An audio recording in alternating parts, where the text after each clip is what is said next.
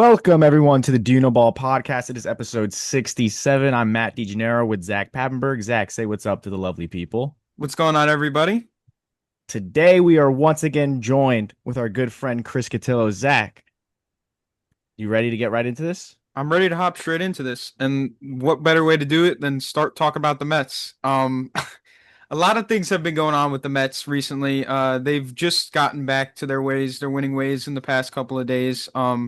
They knocked off the Padres, two games out of the three, and then they just got the last win against the Rangers. So they've been playing better as of late, but they still got teams like the Giants, the Diamondbacks, the Reds on their tail. Um, But one of the biggest issues to me with them is has been their pitching. It's just been their fatal flaw. I don't think David Stearns addressed it properly at the deadline. I don't really think he did a great job. He didn't get any arms. I expected at least maybe one or two level mid-level arms, and I didn't see anything, although he did address other areas of need.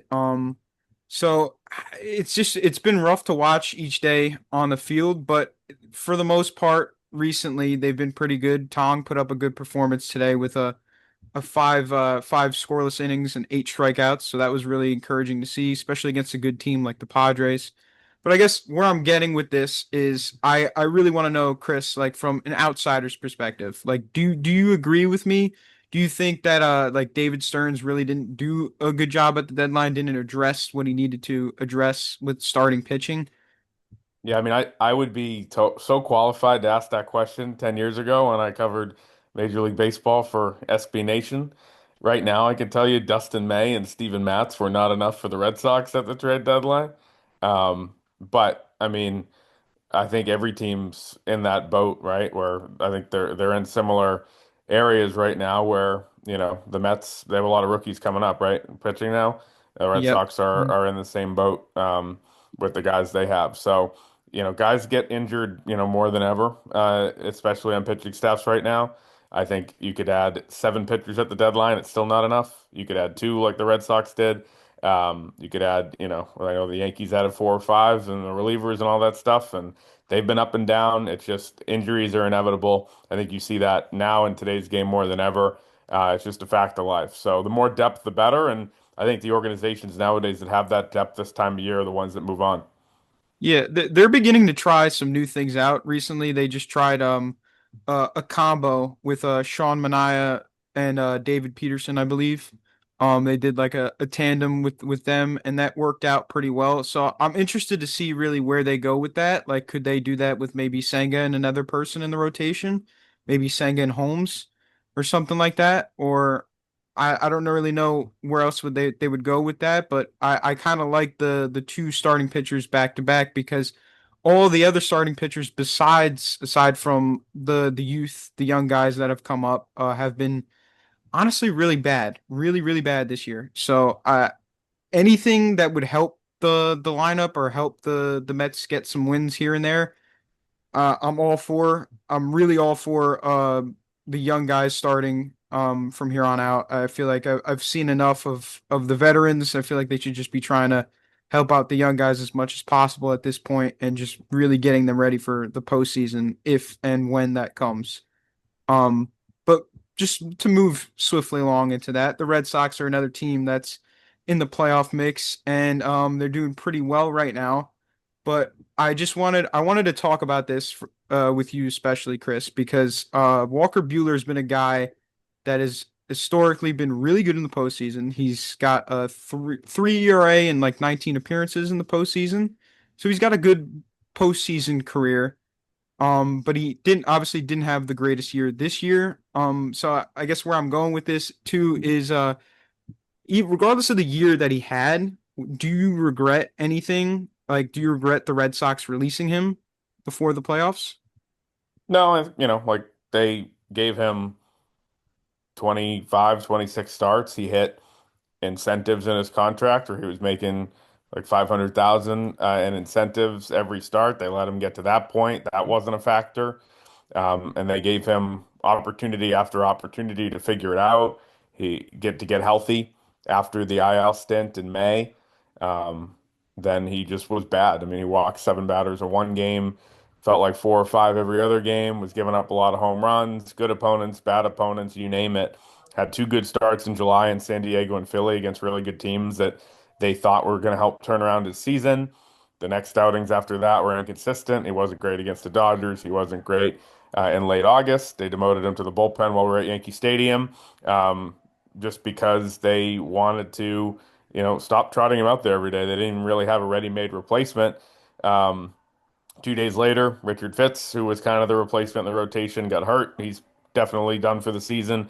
Dustin May wasn't good when he was pitching, but he's done for the season. So, and Cooper Criswell, another line of defense there. They had 3 starters get hurt in like the week after, Bueller was demoted and then ultimately released. And I think the release was, in part trying to do right by a veteran player where they released him on August 29th or 30th so he could re-sign or sign with the team and be playoff eligible. If they DFA'd him at that time, then that would have run out the clock and they would have been able to release him on September 2nd. He would have been able to sign until after that. Being able to be, postseason eligible for a team like the Phillies was something they, tried to do right by him. So, I didn't think there was a ton of bad blood between him and the Red Sox by the end. I think he was super candid about the way his struggles went, the way things did go. I think a lot of guys just got hurt in the aftermath of that. And, if he's good for the Phillies in the postseason. I'm sure Red Sox fans will complain about it, but he probably wasn't going to make the postseason roster at full strength. So I think hindsight can be 2020 a lot, especially this time of year. And I actually did want to ask because we do know what Walker Buehler is capable when he's at his peak. So, what do you think is the reason for his poor performance this year with the Red Sox? Do you think there's a specific reason behind it? I mean, super simple, walks and homers and location, and whether that's just the wear and tear of arm injuries and the Tommy John comeback, and then having a weird, year. I mean, look, he was bad in the regular season last year. They really stretched him out. He pitched well in the playoffs. I'm sure you remember in Yankee Stadium when he closed out the last thing. It was a weird build-up. Unfortunately. Sometimes you can get through that on adrenaline. The Red Sox basically gave him 21 million off of that playoff run, and it backfired. And he just walked the world. I felt like writing a lead that was now we know why his name's not Strike Thrower Bueller, but I'm too young for dad jokes, so I decided to leave that on the cutting room floor. But that was it. That homers, um, and the stuff was still there. The velocity would be up for certain outings. It was what it was, and I think the Red Sox also had some leeway where Crochet was almost the 100th percentile of what you could have expected from him in terms of being an ace. Giolito had a great bounce back year. He struggled a little bit here lately, but has been really, really good as a stabilizer, innings, and number two, number three. And Bayo's, he's bad today too, but a step forward. And some of these other guys have pitched well, so it made Bueller a little bit expendable, like I said at the time. And now it's, basically up to rookies and unproven guys down the stretch. Yeah, that's same thing really with the Mets. But also just Bueller. It's funny you mentioned that he's been struggling with homers and stuff like that too, because I'm pretty sure as soon as he got traded over to the Phillies, he got pretty roughed up in AAA too. Like he gave up maybe 2 or 3 homers Yeah, he in gave up in his a game. homer to the first batter he faced at Lehigh Valley, Yeah, and then he was really good the other night in his first game with them. 1 run and 5 hits and 5 innings, and didn't walk a batter, which or had 1 walk. So that's kind of cures the issues that you see when 1 walk, no homers. Red Sox would have taken that right along. How they get a start like that all year? yeah, yeah. So it's gonna be interesting to see what the Phillies really do with him down the stretch. I'm assuming he's gonna be like a bullpen guy, maybe, or maybe an Yeah, they're extra doing a starter they're if need doing be. a six man so that Yeah. their regular starters are stretched out for the postseason. Obviously, they want to keep their studs healthy, and so they're doing that. But I think it's a guy who maybe in a short stint, adrenaline, the playoff experience you guys mentioned, like could be good, but Mhm. they have to get there first. Yeah. Yeah, and I And don't Well, they're even already in, I sorry, guess, Deej. right? Yeah. They Sorry, Deej. clinched. I no, don't even what's it called?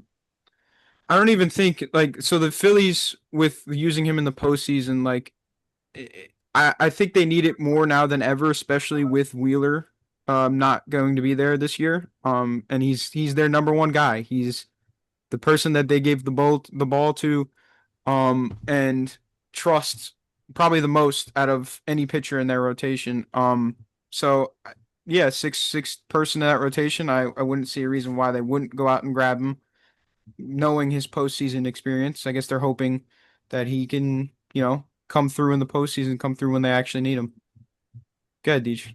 Sorry. Yeah, no, you're all good, Zach. I've just been dying to ask you this question, Chris, and I think you might know where I'm going with this as a Yankee fan. Aroldis Chapman has been not like pretty. I don't want to sell him short. He's been fantastic for the Red Sox this year, and as a Yankee fan, it is a little frustrating. Even though it has been so many years ago, the amount of torment and torture he gave us in the later half of his Yankee career, but he has been phenomenal for the Red Sox. So I want you to kind of talk about Aroldis Chapman if you can. What do you think? Led to this incredible season for Chapman in Boston.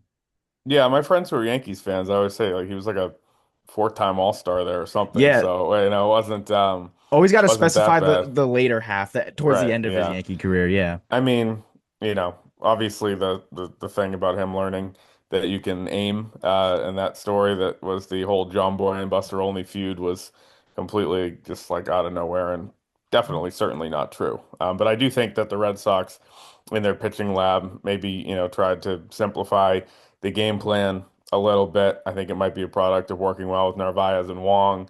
I say that because they have Mets legend Ali Sanchez as their third catcher right now, and he called two of Chapman's innings in the last week, and they both completely went haywire. And he was, wild, hit around, and that broke that very long hitless streak that he had. So maybe the catcher has something to do with it.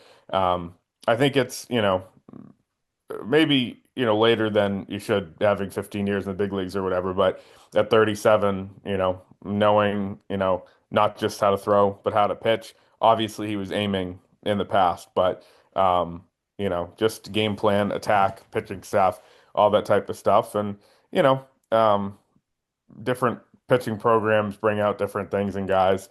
No one could have expected this. And I think when you look back, one of the funnier things about this incredible year is that in spring training, uh, I think everybody who covered the team thought either Justin Slayton or Liam Hendricks would be the closer for this team. He'd be an eighth inning guy. Hendricks got hurt in spring training, and Chapman looked good in spring training, and so they gave it to him. They didn't even sign him as the closer. And so for him to have like a 120 ERA on September 18th and the strikeout numbers he has, an all-star, signed to an extension, all that stuff. Crazy, crazy outcome, one I could have never seen coming. And credit to Breslow and the pitching department for getting that one right. Yeah. So, just to wrap up this Red Sox talk, I just want to ask you, Chris, did you expect the Red Sox to have as good of a year as they're having right now? Did you expect them to maybe make the playoffs too? Like, was that an expectation going into this year, or did you think they were kind of just gonna float around and maybe ease their way in? Yeah, I mean, I think we did our predictions at the beginning of the year, and I want to say I had them right around the win total and right around where they are right now. Can't find it on the fly, but I mean, I thought that they would be in the wild card mix and a group looking at, second and third in the American League East, and they would be, in the realm of 85 to 90 wins, somewhere around there. So they're about exactly where I thought they were. They've taken a step forward record-wise. They won 81 games last year, 78 the 2 years before that.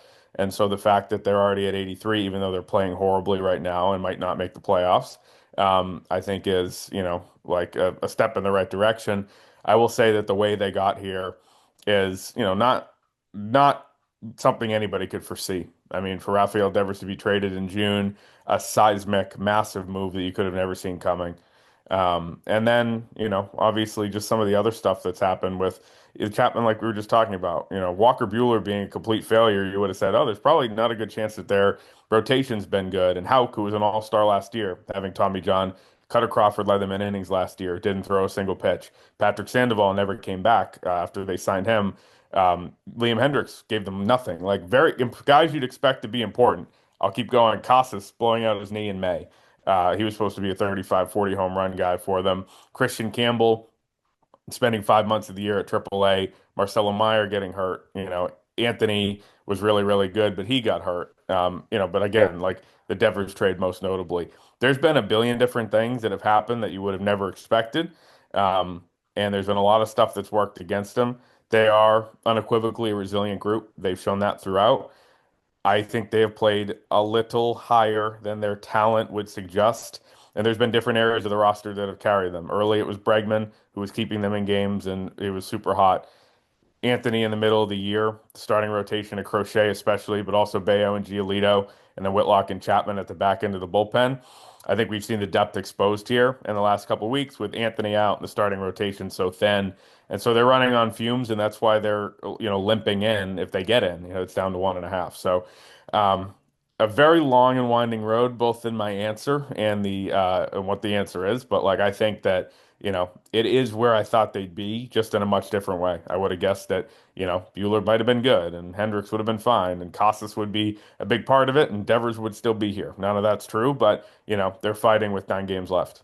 Mhm. And that you did touch on it. You said they have a 1.5 game lead in front of Cleveland at the moment. And just kind of going into our next section, with the Blue Jays seemingly looking like that they have the division under wraps. Obviously now the Yankees and Red Sox, they are fighting for a wild card spot for the playoffs. And obviously you have the Yankees in first right now, then Astros, and then Cleveland. No, Boston. I apologize. I apologize. That is Boston. So, what is Not your for long. yeah? Well, sorry, I don't want to show any Yankee bias, but for like, what do you think the final look will be like for these last couple of games going into the later half of this regular season? Yeah, I mean, when you're hot, and Cleveland has just surged here. Texas was doing that. Seattle's obviously been doing that for a while. Toronto really hasn't let their foot off the gas either, which I think is impressive. Some of these teams you get complacent when you have a 4 or 5, 6 game lead. And they're a team that I don't know why people didn't pick them higher. I think I had them second or third in the AL East. They just have so much talent, so many veterans. Once they re-signed Vladdy, it seemed like it galvanized the whole group. I think that was an underrated team from the beginning. Alex Cora said a lot.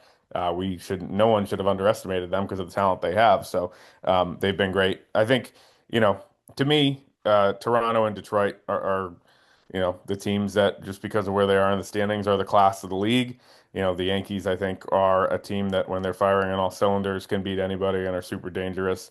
And I think Seattle is in that boat, and I think Houston has the experience. So I think the American League is wide open in that way. To me, I think the Red Sox should be really worried. This is the smallest that their lead has been since July 29th. They face no slouches. They face Tampa for 3 this weekend at Steinbrenner, then Toronto, then Detroit. The wild card, no pun intended for them there, is that they don't know what Toronto and Detroit are going to be doing in terms of like, are they going to be resting their good players because they've got everything secured? So to me, that'll be interesting. But again, they're running on fumes. They're starting rookies everywhere. They're starting AAA guys everywhere. They're not driving in any runners with scoring position. Bregman's got a 555 OPS in September. It's kind of ugly across the board. And so, like they said today and preached after another bad loss to the A's, they control their own destiny. If they go 5-4, 6-3 over these next 9 games, they're probably in. Be almost impossible for, Cleveland to catch up at that point. But if they go 3-6 or if they go 2-7, they could be in real big trouble. And I think the t time is on their side, but it's getting hairy. It is. Yeah. And with that, we're just gonna move into our last topic of the night, and that is Kershaw announces his retirement after this year. It's kind of big news, but I low key I expected it to happen because he's just he's at the end of his career. He's at the tail end of his career. He's hasn't made a lot of starts this year. He's continuing to get hurt year in and year out, whether it's, a minor injury or a major injury. He just continues to get hurt. Um, and he's only sitting at like a 3.5 ERA this year so far. And the year's wrapping up, couple games left. He's going to be there with them for one more postseason push, and that's just it for Kershaw. And he's had a great career, sure ballot, surefire Hall of Famer. Um, and it's just his time. Chris, what are your thoughts on Kershaw's retirement? Yeah, I mean, I think that you got to look at a guy who's, you know, 37 and has a 353 and 102 innings and has been, not just a guy eating those innings, but a guy who's pitched well. Not the longest starts like he used to do when he pitching, 230 innings in a season, but a guy who's given them a lot. And if you look at the baseball reference page is insane. It always is. And obviously at his peak, ERAs in the ones, ERAs in the low twos. That creates kind of a sliding scale where you look at like, oh, he's regressed a little bit. I just you don't like to see generational talents like that go out with a five or go out with a six, right? And so he's been great. He's been really good all year. And he's going to make one more run here, and I don't think anybody should be surprised. Especially, he's flirted with going to the Rangers like every year in the offseason for the last 10. The Dodgers always re-sign him. First ballot Hall of Famer for sure. I'll have the privilege of being able to vote when that's the case. And so, I can tell you now a projection early on this pod that he will get my vote. And if anybody doesn't vote for him, they're an idiot. So there you go. No, yeah, he's undoubtedly a Hall of Famer. His pedigree right now, 11-time All-Star, World Series champion, NL MVP, 3-time NL Cy Young Award winner, and then so on and so forth. And we can't forget about the iconic 3,000 strikeouts as well. So undoubtedly, we knew this was coming, and he had a great run, great career. But yes, it is time to hang up the cleats. And like you said, he would get my vote. He would get my vote for sure. And anyone that doesn't vote for him, what are we thinking? Yeah, and I think also, just as a postscript, like this is a guy who is doing it, the right way. I think where, there wasn't I think one of the great egotistical things you can do is a farewell tour, like Coach K had. Yeah. And so no bias. But I think like, that's when you have a guy like Kershaw who announces it 3 days before it's happening, gets his last start at Dodger Stadium, gets this weekend send off. It wasn't planned. Fans found out about it today, and then he'll have that. Then gets into postseason business mode, and then there's not that question on the last night of the season, right, or the last night of the postseason. It's Mhm. not this will he, won't he, will he go to Texas? It's the finality, and I think he can be appreciated over the next few days. That's cool. Yeah, it's not what it is always every year with the back and forth, like you said. Usually there's always, like you said, the Rangers, but there's always other teams that may be in the mix. It's just always going to be the Dodgers. It was always going to be the Dodgers in the long run because that's just where his heart and soul is. He left everything he possibly could on that field for the Dodgers, and he won the World Series last year. They're looking for another push this year. He got his 3,000 strikeouts. He's riding high to end his career, and I don't think anybody's going to fault him for that or, um, you know, condemn him for retiring or anything like that because he's deserved it. He's had a full career, and it's just about time for him to hang up the cleats. But with that being said, that wraps up episode 67 of the Do You Know Ball podcast. We'll be back next week for episode 68, and we'll catch you guys next time.